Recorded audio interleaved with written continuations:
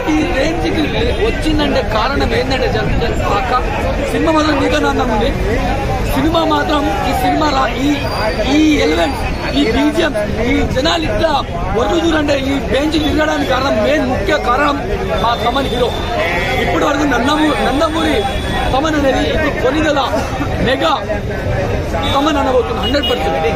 ఆ మ్యూజిక్ ఏంది రయ్యా, నువ్వు ఓసి కూడా తాగినవా లేకపోతే మెన్షన్ హౌస్ తాగినవా ఏం తాగినావు నాకు అర్థం కాలే. కానీ ఆ మ్యూజిక్ మాత్రం చంపి పడితే ఈ సినిమా ఒక 2000 కోట్లు వసూలు చేస్తుంది. 100% 1000 కోట్లు తమన్ మ్యూజిక్ వల్ల వసూలు అవుతుంది.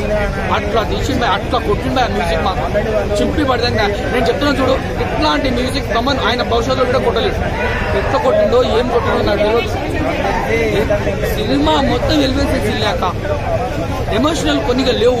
కాకపోతే పవన్ కళ్యాణ్ అభిమానులు ఇట్లాంటి సీన్లు కోరుకుంటాం. మరి మాకు నచ్చినట్టు మేము తీసుకున్నాం, జనాలకు నచ్చినట్టు సినిమాలు తీసుకున్నాం. యాంటీ ఫ్యాన్స్ మాత్రం నచ్చదు సినిమా.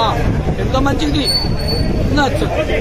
మీరు యాంటీ ఫ్యాన్స్ లో పవన్ కళ్యాణ్ అభిమానులు ముసుగులో వచ్చి సినిమా చూస్తారు. ట్రోలింగ్